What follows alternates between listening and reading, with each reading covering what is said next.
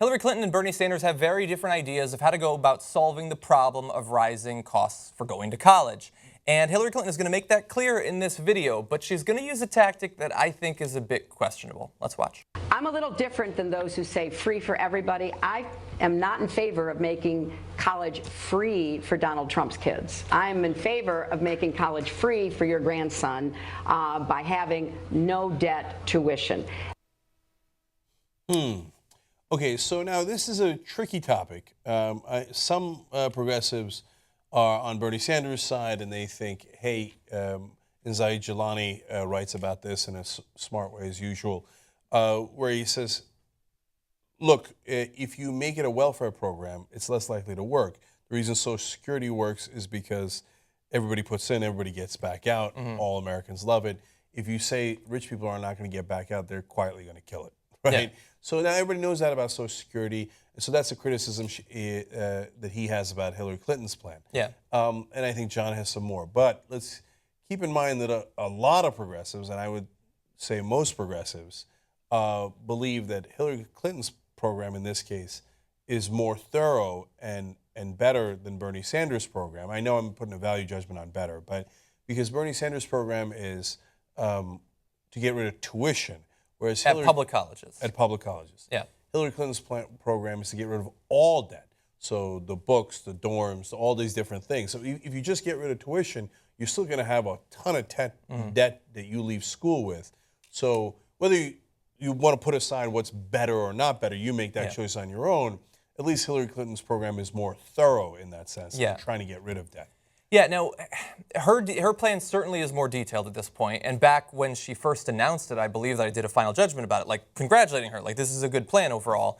At the time, though, I did say that I liked the Bernie Sanders plan better, even though at that point, I think that there are still fewer details in terms of how he would go about getting rid of, like lowering the interest rates and getting rid of the non-tuition expenses. Maybe that will eventually be part of it. For right now, it's mainly that it's free tuition, which is a lot better than what we have now because I'm in debt still from the tuition that I paid as a college student.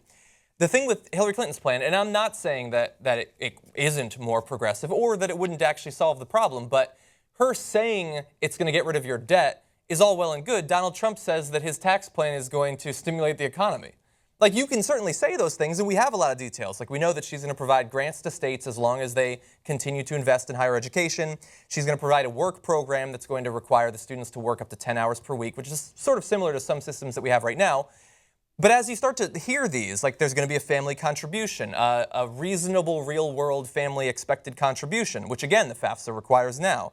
Simpler repayment, current borrower refinancing, some of that stuff is good.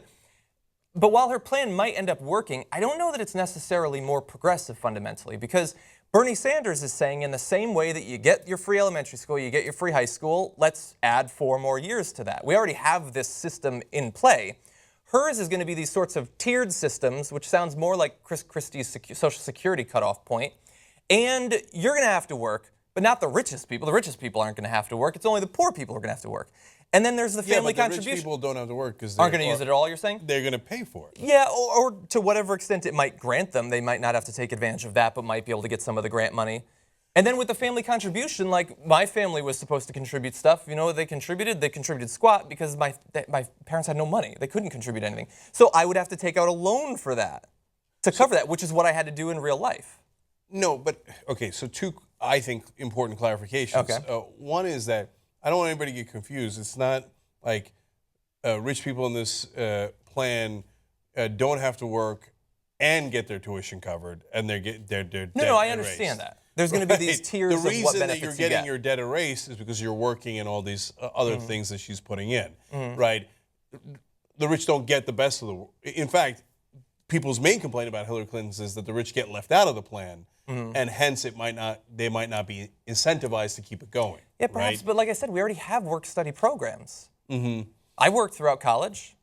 I actually got out of the work-study program and went to work almost full-time as a waiter for my last couple of years of college. No, and that is clearly the case, and a lot of people work through college. I think what her plan is trying to do is say that if you do that, then we're going to erase all your debts instead of having them hang around your neck like an albatross like they did for you, and they continue to do, right? Yeah.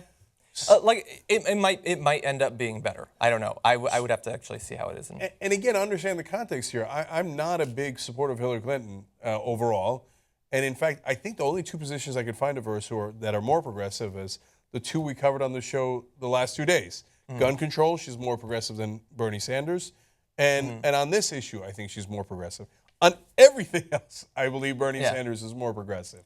But, and you might be able to find some caveats to that if you look really hard. But I think fair is fair, and obviously disagreement on this is also fair. But I think a lot of progressives like her plan because it gets rid of all of your costs rather than just tuition, which could still leave you with a lot of debt when you leave school. Yeah. And look, regardless of whichever plan, if it gets put into place, they're both objectively far better than what we currently have. And I especially, as someone who's still paying off my loans, I like that she's not just thinking about for people who go to college in the future, but allowing current borrowers to refinance at lower rates is going to save tons of millions and millions of Americans who are still paying off their loans. And then that money gets to go back into the economy as opposed to going straight to Sallie Mae or Chase or whatever, Wells Fargo. They instead will be able to spend that. And so this could actually end up stimulating the economy as well. The one thing that I don't like about what she said there is she doesn't mention Bernie Sanders, but she's clearly talking about Bernie Sanders or possibly Obama, who wants to make community college the first 2 years free. And then saying that it's going to benefit Donald Trump. Like, that's the idea, as if Donald Trump would ever send his kids to UConn or whatever it is. That, I think, is underhanded and a bit unfair. We're going to bring this up really fast. His kids didn't go to, there's only one who still needs to go to college, but they didn't go to a public college. But you're going to see that Ivanka went to Georgetown and then the Wharton School at the University of Pennsylvania. Please, I do declare. And then please more. And then some more Georgetowns, some more UPenns. Like, no, if Donald Trump really wanted to save money, they could have gone to UConn 10 years ago and saved tens of thousands of dollars. No, they're going to go to the best schools that they possibly can. Okay, no. The reason I'm ripping UConn, by the way, is that I went there. Just to be clear. And the reason I went University of Pennsylvania, Wharton School, I do declare, is because I went there. Exactly. Okay. He was hanging out with Donald Trump, actually. Unfortunately, Ivanka was not there at the time. I hear she's hot, and I hear that from her father. Exactly. Okay. I was thinking that, actually. But one last thing. We left out his last son because he hasn't gone to college yet. He's only 9 years old. And I would never talk about him in any other context other than just to mention his name. And I didn't know this until I read the story. Donald Trump's youngest son's name is Barron Trump.